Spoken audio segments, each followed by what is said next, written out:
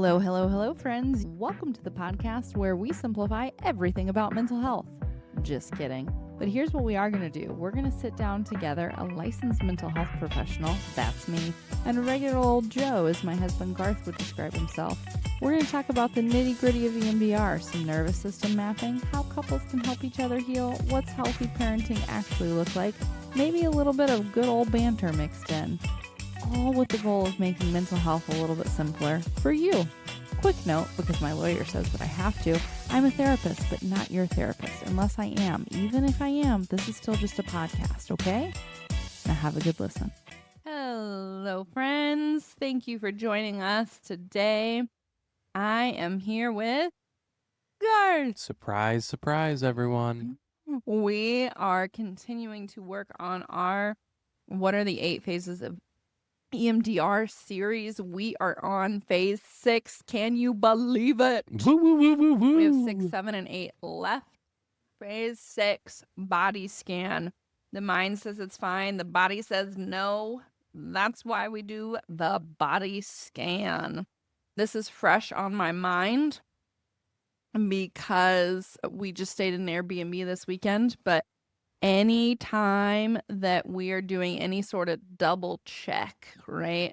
Body scan. So you loaded up the car this weekend from the Airbnb. I sure did. And then I went back through into the rooms that we had stayed in and made sure that we got everything. Didn't go back through the kitchen.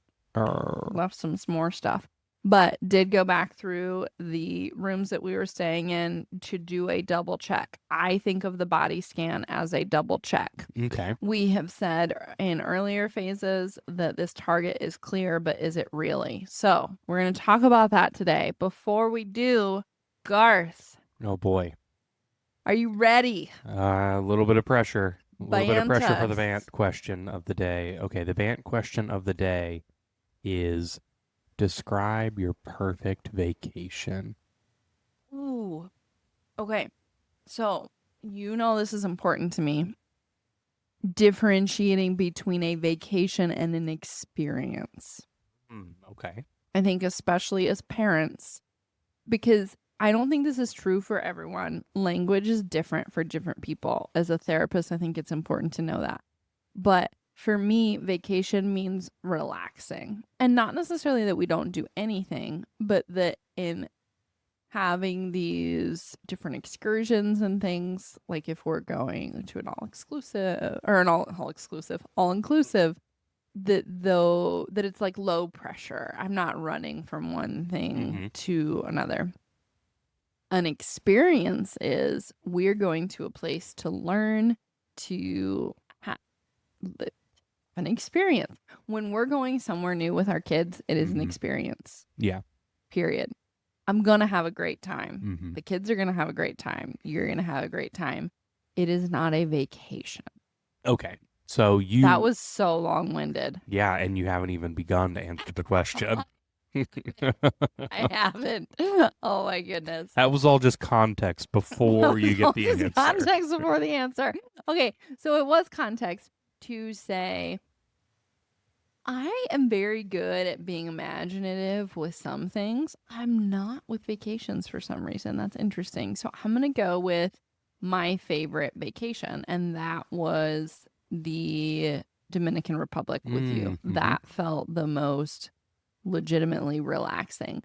Now, that's not my favorite experience. The experience portion of that vacation that happened getting there was not at all relaxing. Read the details if you ever Groupon a vacation. If you're in your early 20s, just read the details. You decide, you know what? Let's Groupon a vacation. Yep. That sounds great. It was too cheap to believe. For a reason. Yeah, for a reason. It was a good time, though. Once we got there, it was great. Mm-hmm. Okay. So, yeah. So your perfect vacation is, we essentially beach bummed it up for a week. Okay, you know what? I can actually do this. But it doesn't even need to be on the beach. Like, in hot springs, looking at the mountains, just staring at them. Okay. That also sounds wonderful. So I don't know that I can give my ideal vacation, but I can give components. It needs to be warm. I need to be warm. Yep. Relaxing environment. I need to have warm. a nice view. Mm-hmm. Low expectations. Yep. With people very close to me, which is an extension, I think, of the low expectations. Experience, though, I'll go do all kinds of things. Put me on a zip line, take me to a new country that I've never been to. I think really ideal vacation, too. I've been there before. Feels familiar. Allows me to relax a little bit more. It's not that I'm not willing to go to new places, but that feels more like an experience than a vacation to me. I have talked way too long. Please tell me about your favorite vacation. Well, the question was to describe your ideal vacation. Right. Describe ideal vacation. Okay. So I want you to describe your ideal vacation. Yeah. So I think I'm kind of growing into being the opposite. I used to like to just relax. Now I like to do stuff. So you would call it an experience. I don't know. But by my definition, I'm sorry. I think a vacation, I like to have a plan now for like things we're doing while we're there. I want to know where we're going to eat.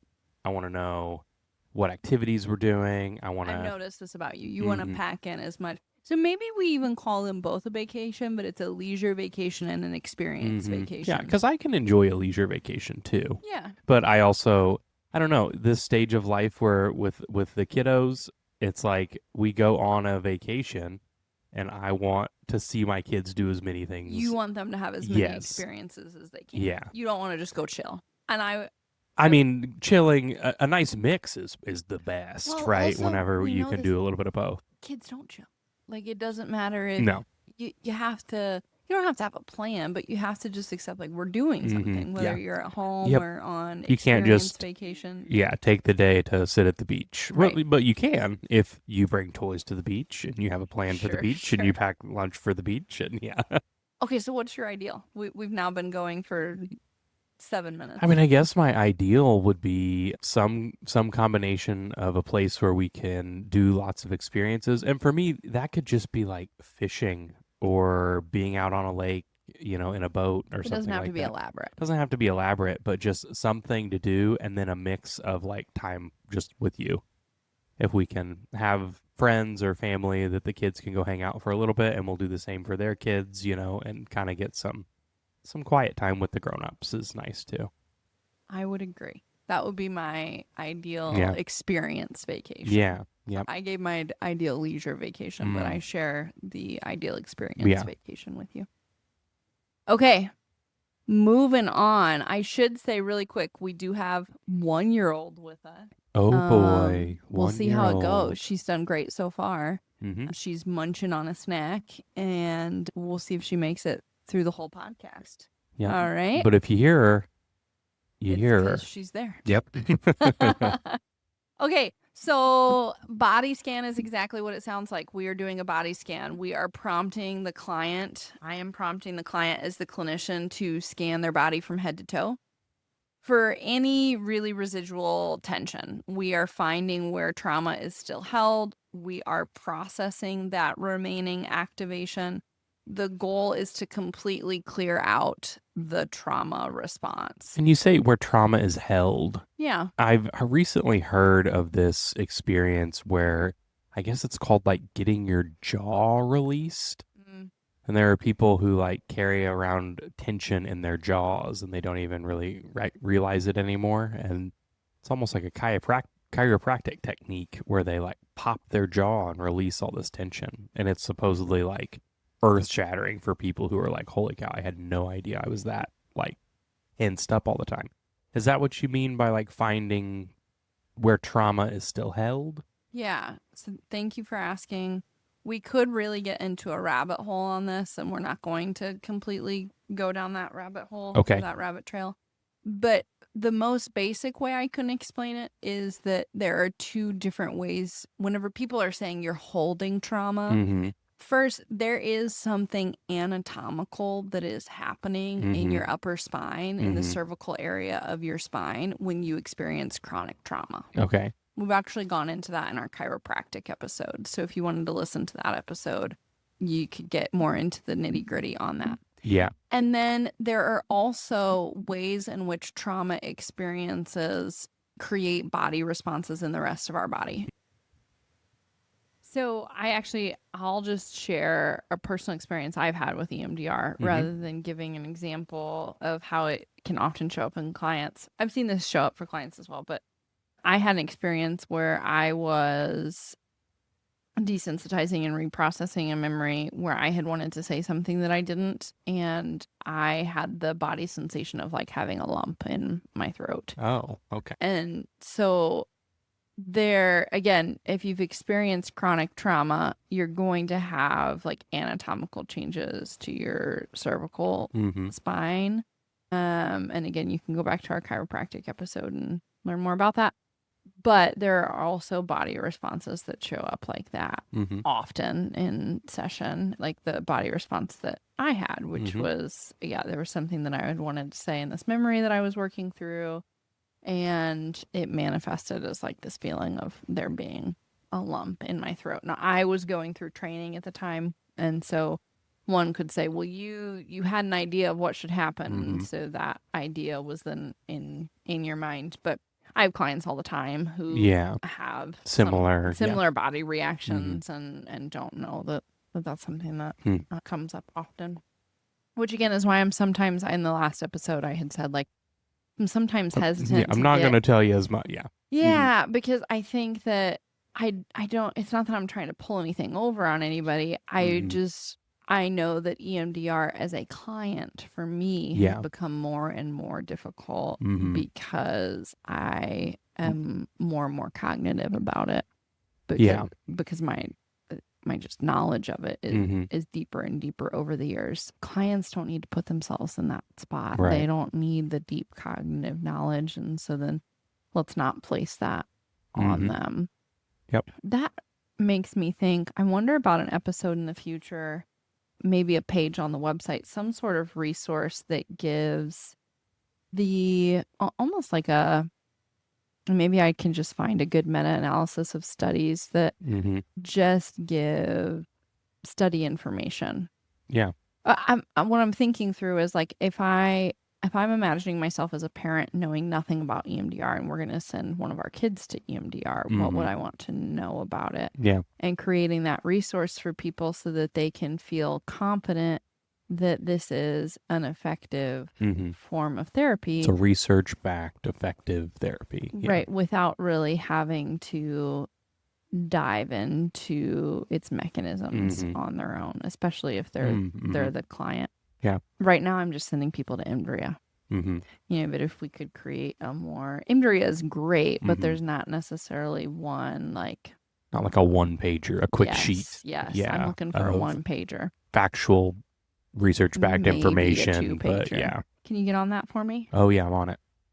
Does that sound good? I'm on it. Okay, so does that answer your question? Maybe not as sufficiently as you'd hope, but so getting back to phase 6, what are we looking for? Let me back up. Not what we are looking for. How could this play out? So let's say that your standard units of distress is a 0. So they identify cognitively they are not noticing any distress. Okay. They are able to endorse a positive cognition at a 7, fully evoked, but their chest is still tight, their stomach still hurts, they've still got a lump in their throat. We would say until there is a clear body scan, the memory is not fully processed. Okay. And this whole phase 6 is just body scanning. Is that right? Okay. Perfect. So the rest of the stuff should come before that. And then you get to body scanning, which is like that double check you talked about. It's a double check. And I think what we just went through is probably the most descriptive I can be of a double check, right? It's like, I can tell you cognitively I'm no longer distressed. I can tell you cognitively that I'm okay replacing this positive cognition and attaching it to this memory.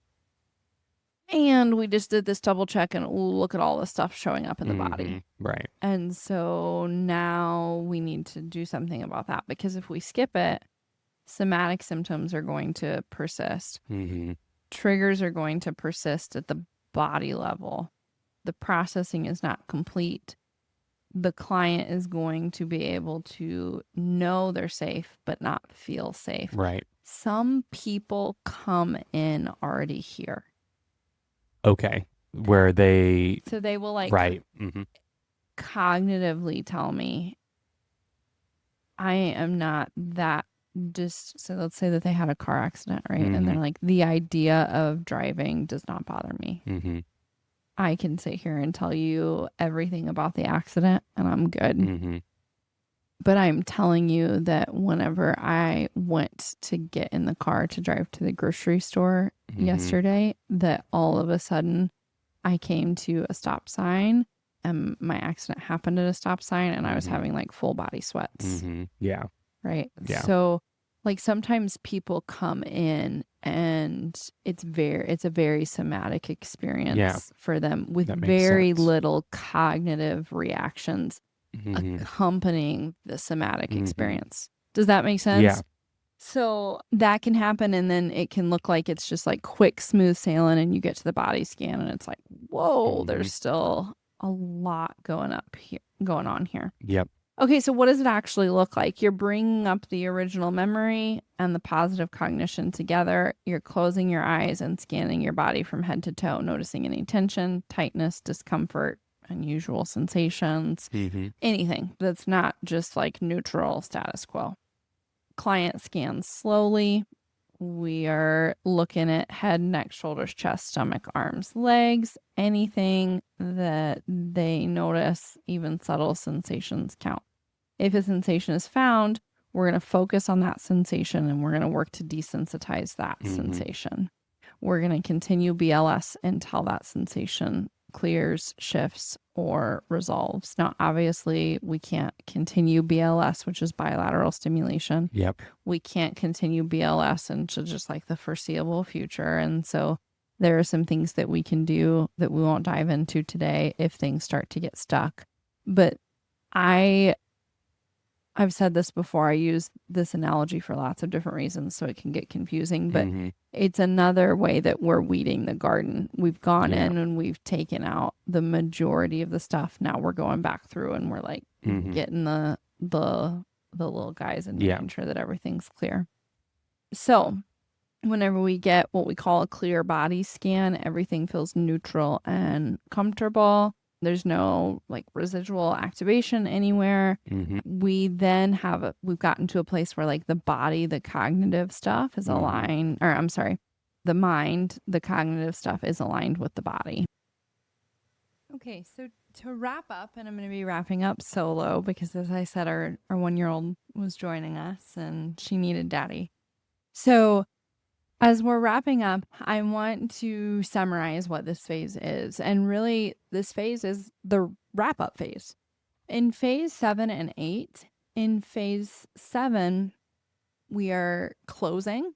So it really pulls away from the specific target and looks at making sure that we are, as a client, walking out the door well.